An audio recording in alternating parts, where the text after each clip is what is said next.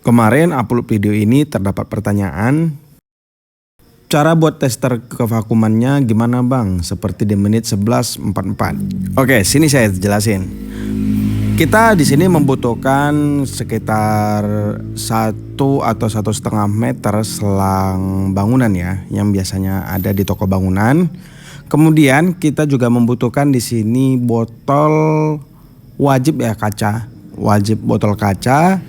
Berhubung di sini kita untuk kebutuhan 2 silinder, kita cukup membutuhkan 2 botol saja. Lalu kemudian pada bagian tutup botol itu kita lubangin 2 lubang per 1 tutup botol. Yang satu selangnya untuk yang sisi tengah ya, untuk lubang yang di sisi tengah itu untuk sebagai penghubung antara botol 1 dengan botol 2. Dan kemudian lubang lainnya itu 1 selang menuju kevakuman karbu masing-masing karbu. Jadi terdapat 4 lubang. Lubang yang pertama pada tiap-tiap tutup botolnya itu untuk menghubungkan botol 1 dengan botol 2 ya. Jadi jangan salah.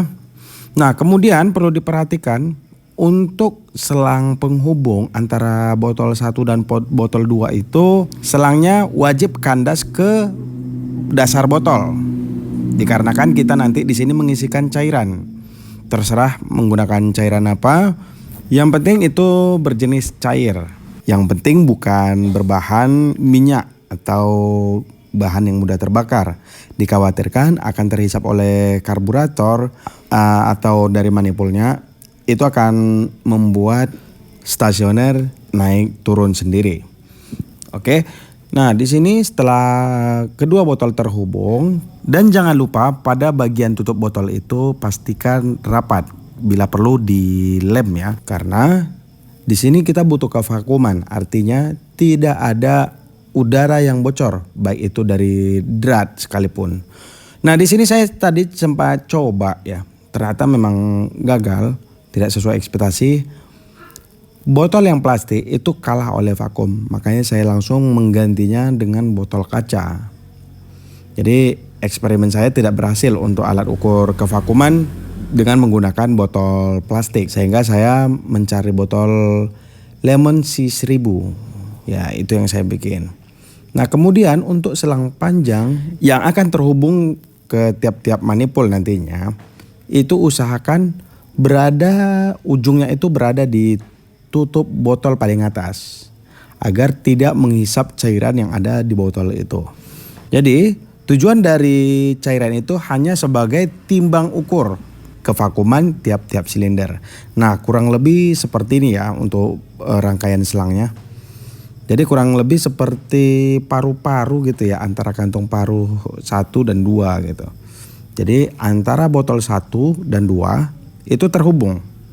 Dan usahakan selang itu hampir kandas ke dasar botol. Itu wajib.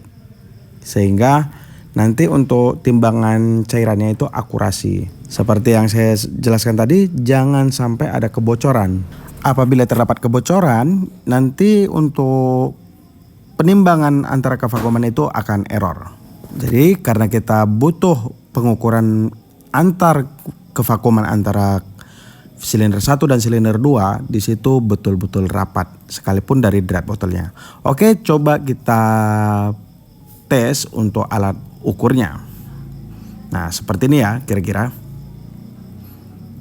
Oke, di sini kita menggunakan cairan radiator. Nah, coba kita sambil setel untuk katup butterfly-nya agar kita mendapatkan keseimbangan yang rata. Pada saat kita mengukur, nah seperti ini nih, berarti terdapat kesenjangan kevakuman antara kedua silinder. Jadi biasanya seperti ini karakternya itu antara silinder 1 dan silinder 2 itu tidak sinkron. Serasa kejar-kejaran gitu. Satu yang agak lambat, satu sudah mulai stasioner lebih tinggi gitu. Nah, di sini coba kita setel lagi bagian katup butterfly-nya. Memang pada saat pengukuran seperti ini kita memang harus pelan-pelan ya, dan teliti, dibutuhkan kesabaran yang cukup ekstra. Biasanya jarang sekali saya temui satu kali setel langsung dapat keseimbangan yang rata, itu jarang. Nah, ini kita hampir mendapatkan keseimbangan yang rata, tapi belum ya, belum. Itu masih lebih banyak daya vakum dari piston 1. Nah, ini hampir, ini mendekati ya. Bila seperti ini biasanya stasioner lebih ringan gitu ya. Pada saat kita tarik gas itu tidak kejar-kejaran gitu. Dan bila seperti ini digas biasanya sih sudah tidak pincang. Semoga video ini bermanfaat.